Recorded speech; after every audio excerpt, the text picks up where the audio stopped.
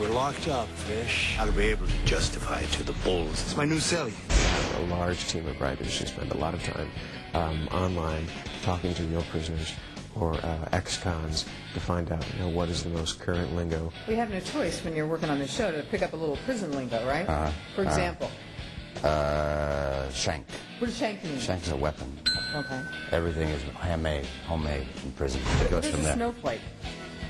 Do you know what that is? Is this a test? The C-note says this, doesn't it? Somebody says it. C-note says snowflake. Oh, I failed the test. Sound like an inmate? Look like an inmate. More or less. One secret we learned with regards to their look, it's wear what you like. When you're in prison, you want to look as less feminine as possible. So that's why I kind of shaved my head. I think I look kind of cool with greased hair, like a grease ball. I shaved it for the audition when I went and said, he's an inmate. Not that all inmates have short hair, but I figured he would. Grow it and cut it and grow it and cut it. And now I'm starting to get my grandfather's hairline. It looks like the Batman symbol. It's not pretty at all. Finally, about the guy we all love to hate, Teabag.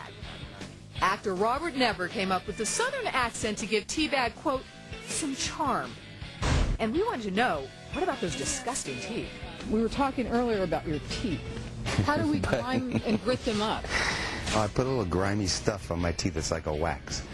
God, he's vain, Robert. How could anyone say that my teeth are so white, I have to put yellow stuff on them?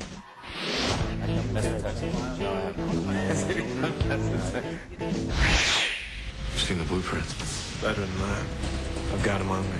I've got an elaborate tattoo that covers my entire upper body and arms. Hidden within that tattoo is a blueprint for the prison. It's a time-consuming process, but it's a great special effect. Tom Berg is the artist behind the intricately designed tattoo. The front is the overview shot, like it's from a helicopter point of view.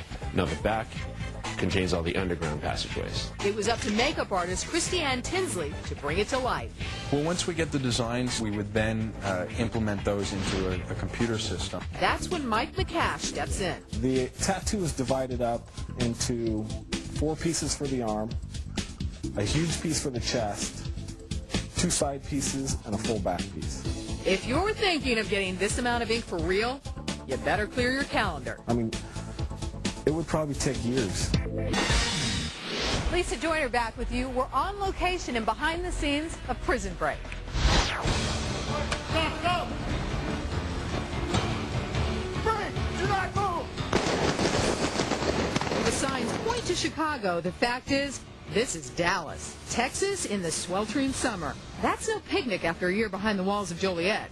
What was it like to get out of the prison? As an actor, I kind of ran out of ideas and imagination. Does it make sense to say Nick's bar number was in the front page of every brief? Being in a prison, cold, it was just that dark environment. Do you ever miss being on a soundstage? I like moving around. I like the fact that we're no longer in the prison. This is it. Don't touch the radio. I love locations. I love traveling around. So I really don't miss being on a soundstage. I miss the air-conditioned sound stages. The last shot of the last season, we were in a frozen cornfield 2 hours outside of Chicago. It was 0 degrees. Cut to Dallas, June. It's 110 degrees. We do extremes. I don't know. I don't get it. Let's go from cold to hot. I'm loving Dallas. Chicago was a great city. I had a great time. But I'm from Puerto Rico, so anything below 70 degrees, it's cold for me. Who's the biggest wimp when it comes to heat in Dallas? Oh, to the heat? Yeah. Oh, me. Rockman. Yeah, C-Note. He likes to whine about the heat. Is there anything you can say to him? What I would say to him? Yeah. Stop whining. Well, I don't know.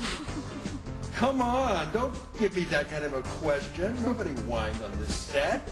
Unless they go to their trailer and cry or something, and then, they're doing it not in front of people. Wentworth will probably do some whining, but he whines so much about the cold that I don't really think he can whine about the heat. There are people that sweat more than other people. Really? And I would Who say, perspires the most? Dominic sweats a lot. Yeah. But he's Australian. Peter Stromare sweats a lot. Really? He's Swedish. Peter Stromare, I think, is the biggest whiner. Really? Yeah. Yeah. Who's responsible for this city? Who made this decision to be here?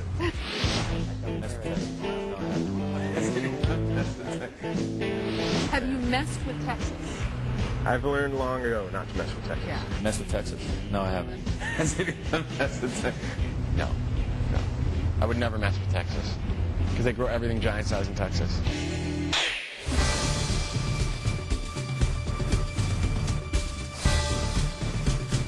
Life in prison. Delightful. The electric chair is housed in that tower there. Being in a place where that kind of stuff has happened is pretty creepy. It's so palpable when you walk in, like that people have suffered, and it's just sort of, it's a big, huge structure filled with bad feelings. I heard a rumor that they didn't know what to do with Joliet. They'd shut it down for financial reasons, but it was sitting empty, and someone thought, hey, we'll turn it into a mall. And that seemed to me profoundly disrespectful to what had gone on here before. This place has been here since 1850-something. It has ghosts. Ghost, you say? Joliet can certainly give you the creeps. One crew member won't even enter the cell of John Wayne Gacy. But is it haunted? I wouldn't say that I've seen any ghosts, but there are people on set who had strange moments where it felt like someone tapped them on the shoulder and they turned around and no one was there. A few more moments of the unexplained. The cast told us about a mysterious water stain in the chapel that comes and goes, but we couldn't find it. There's also a faucet that sounds like it's running, even though the water line is disconnected.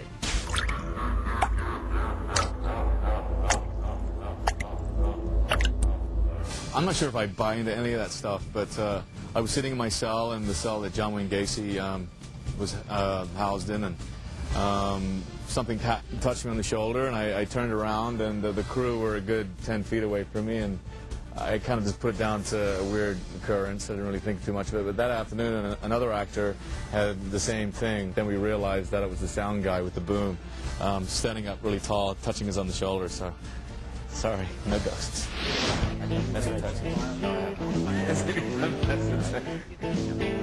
So this is my home away from home. This is T-Bag's crib? This is the crib. Okay. I come in here, I change, I read TV Guide, I catch up on the news. That wasn't a plant. No, that I really was reading TV Guide, yeah. Yeah, it's not very dramatic, I have to say. Yeah, Robert, you know what? We don't live here a lot. Could use a woman's touch. And cut camera. You can't spell Infanity without fan, and we know we're not the only ones with questions. So here we go. It's time for Fans Ask. How you doing? My name is John Roberts out of Phoenix, Arizona. My question is for Robert. Is there a real-life inspiration for T-Bag? John, it's you. You're my inspiration. No, I am totally imagining all of this, John. And if there's anything close to it, it's a sense of family. It's a sense of protecting my family. If anybody was ever to hurt my family, I would do worse than what T-Bag did to them. And the rest of it is just, let's just try this, you know. And I can never go too far. Hi, I'm Leanne Meritin from Hoboken, New Jersey, and I was wondering, for any cast member, what's the best thing about working in a real prison? Leanne from Hoboken. I would have to say the best thing about working at a prison, it's very easy to get into character. This prison, it's like a castle, and it's got a character of its own. So the minute you walk through that doors, believe me, anybody can get into character.